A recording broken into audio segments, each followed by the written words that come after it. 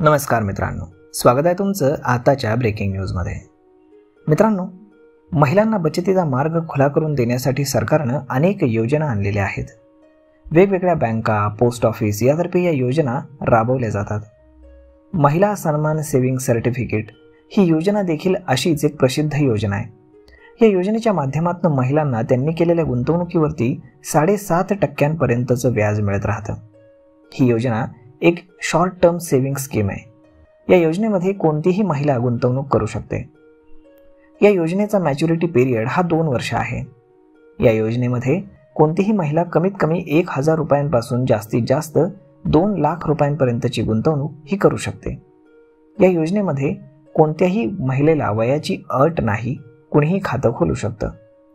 18 वर्षांपेक्षा कमी वय असलेल्या मुली आपल्या आईवडिलांच्या देखरेखीखाली या योजनेमध्ये खातं उघडू शकतात।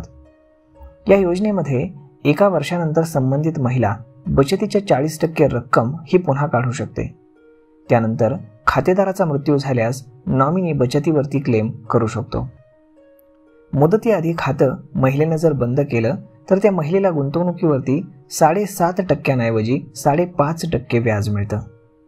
तर ही जी काही महिला सन्मान सेव्हिंग योजना आहे, तर या योजनेची जास्तीत जास्त माहिती मिळवण्यासाठी आणि खातं खोलण्यासाठी तुम्ही जवळच्याच पोस्ट ऑफिसमध्ये संपर्क साधा। यामध्ये तुम्हाला चांगल्यापैकी व्याज मिळत आहे मित्रांनो। तर मित्रांनो, आजचा हा व्हिडिओ, ही माहिती तुम्हाला कशी वाटली हे तुम्ही आम्हाला कमेंट करून नक्कीच सांगा। आणि जर हा व्हिडिओ तुम्हाला आवडला असेल तर आपल्या जवळच्या मित्रमंडळींसोबत देखील हा व्हिडिओ तुम्ही शेअर करायला विसरू नका। धन्यवाद।